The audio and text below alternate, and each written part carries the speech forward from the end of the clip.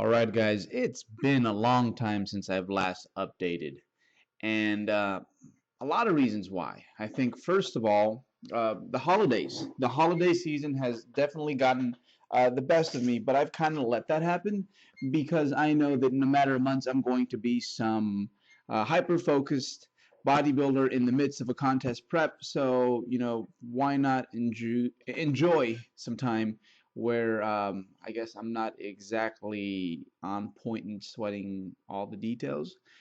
So what I decided to do is I'm going to show you guys a full workout, and I'm just going to talk over it because there's a lot of stuff I need to go over since it's been a while since, again, I've actually made a formal update on this channel.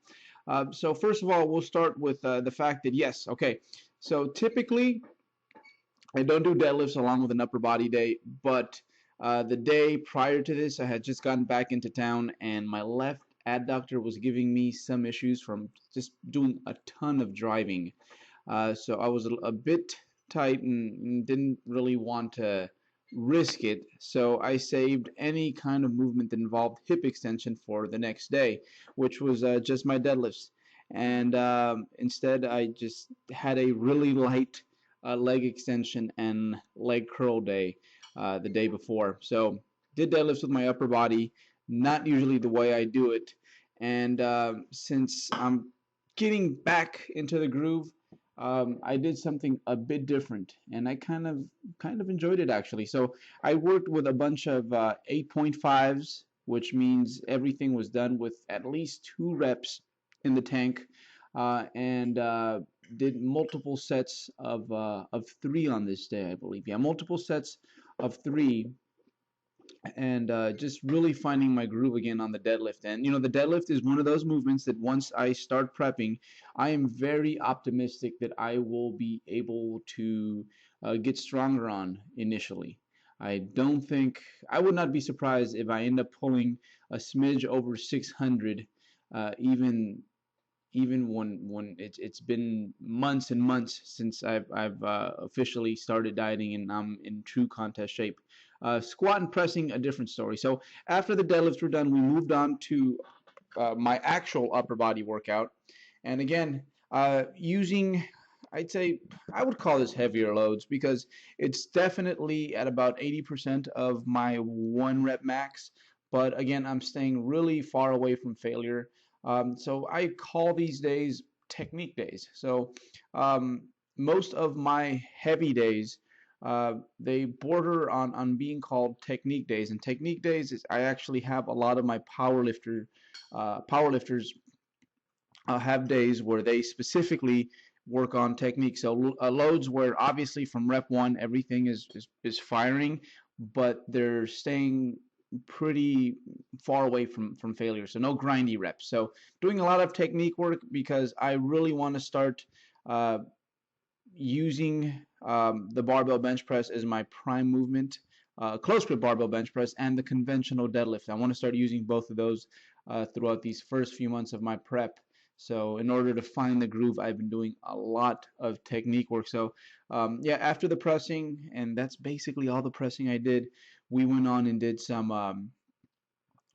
rowing. So here's that infamous, well, it's not really a seal row. I turned it into something very bodybuilder-like.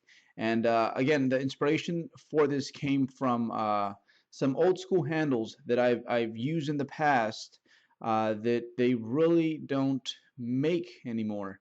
Uh, and with dumbbells, I can kind of mimic these machines that I remember from, man, I think it was my second gym that I ever joined, where again, each arm kind of gets to do its own thing, and you get what I feel is a much more efficient contraction on your rowing movements. So it's we start most of my upper body days with a main pressing movement, and then we go and do some rowing, and usually I do twice as much volume on my first row than I did on my initial press. And then after that first row movement, we go do some single joint arm work. And for me, I am definitely one of those bodybuilders that does require some quite a bit of direct arm work. I'm not exactly blessed in that department, a la Jeff Alberts. I don't have those freaky Brad Loomis bicep attachments. So in order to maximize myself, I do need a good amount of direct arm work. So, never really pleased with my arms, but I think a lot of that has to do with the fact that they're right next to my delts, which do happen to be a decently strong point on my physique. So yeah, after the single arm extensions, which is my favorite way of doing tricep extensions, that and then just overhead dumbbell extensions, we went on and did some rowing on a machine that again it mimics the dumbbells and that each arm kind of gets to do its own thing. So I really enjoy this machine. The only issue is that obviously like a lot of these machines you kind of outgrow them quite rapidly. So I did some light fluffy volume work on this afterwards. So I'm doing a lot more rowing than I am pressing, but you know what? It's actually something that I wish I would have tried a long time ago, because I think when it comes to pressing and just what my shoulders and uh, and chest require in order to progress, it's really not all that much. They're high responders to training, whereas my back and arms, that's a different story. So a lot of rowing and very little pressing. I think sometimes it gets up to the point where I'm doing 3 times as much rowing as I am pressing. So it might sound like it's a lot of rowing, but it really isn't, because obviously I've really cut down my pressing volume. On this day, I think I did maybe 7 sets. So after that, we did some direct arm work, direct shoulder work rather, and using those kettlebells, we got some new kettlebells in, and now I got kettlebells up to 44 pounds. So I'm really looking forward to using these, and I think it's going to be a while before I require anything more than 44 pounds, especially when you use a kettlebell to hit your delts with, because I think one thing that it's just a little bit easier to do even for myself, even though I'm aware of what you should be doing on this movement. Sometimes it's your body's going to find the most economical way of doing things, and I know for me sometimes I find myself not leading with the elbow, especially once you get to those grindy sets. So yeah, some more direct arm work to finish off the day, some supinated dumbbell curls, and yeah, that was basically how my day went. So anyhow, main purpose of this video was just to show you guys that I'm alive and well, training hard, making some improvements, but I also wanted to make I guess a formal announcement on the YouTubes that I am starting my contest prep. So the next video that you're going to see in a moment here is basically just not a short, it's actually a decently long overview of how we're going to get stuff done this year. So without further ado, here it comes. And again, everything is subject to change, but this is how we will get things rolling in 2013, well, 2014 actually. So again, thank you guys, and here it goes.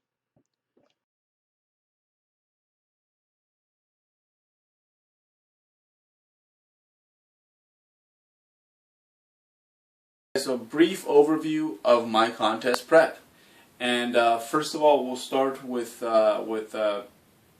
just acknowledging the tremendous support we've gone throughout this off season. And believe it or not, even though I do this for mostly internal reasons, I love to compete. It makes me happy. It's really cool to get positive reinforcement from you guys, so thank you very much.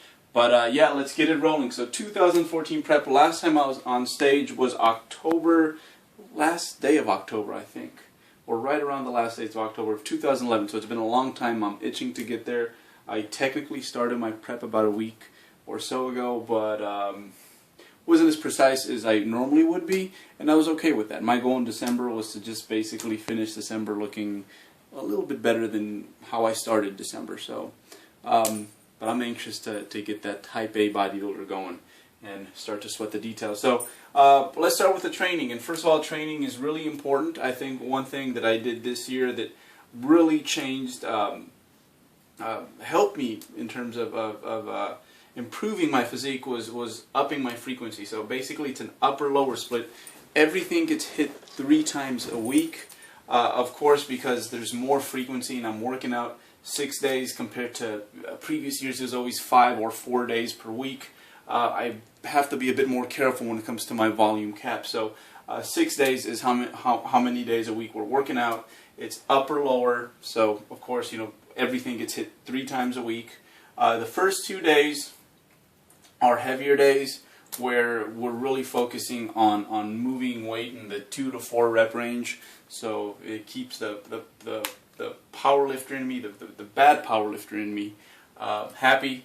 And then the final 4 days, we focus on things that are 5 reps and up. So a little bit more volume on my prime movements. So yeah, there's always prime movements that kind of follow this strategy here, and then there's volume fluffy stuff that we do afterwards.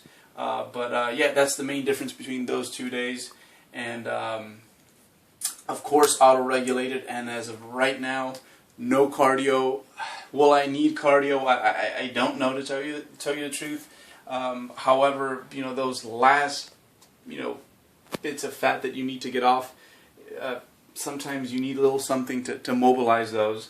And which means I might require some cardio. If I do cardio, typically it's no more than 2 to 3 15-minute sessions per week. So if I do cardio, I'm going to try to make it a bit more intense, so a little bit more interval-y, and it will most likely go after my lower body days. And of course, I already have 3, so it makes the most sense to have them afterwards so that I don't have 5 or 6 lower body days throughout the week. So as of right now, no cardio. I want to keep it that way. I want to be doing more lifting and, if possible, no cardio. We will see if that works out. Nutrition. So we're starting off semi-assertively, I would say.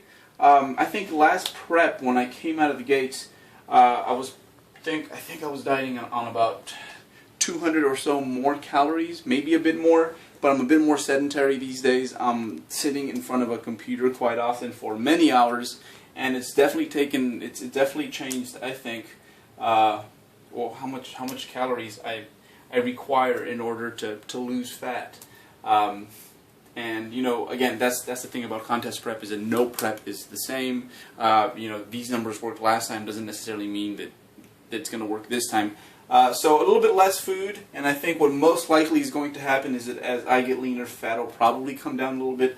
Protein and carbs will probably go up. For sure, carbs will go up, and protein will probably go up just a little bit once I get to that point where I'm probably right below my low-end body fat set point. So when I have a really I guess a ratio of fat to muscle that just doesn't make sense according to my body, that's when we will most likely spike protein up a bit. And of course, if I'm ready early, we will bring carbs up a bit. And you know what, 325 to 350 is just very little, so I might need to bump that up at some point, just so that again, I can keep performing and so that I can lose fat over the long haul.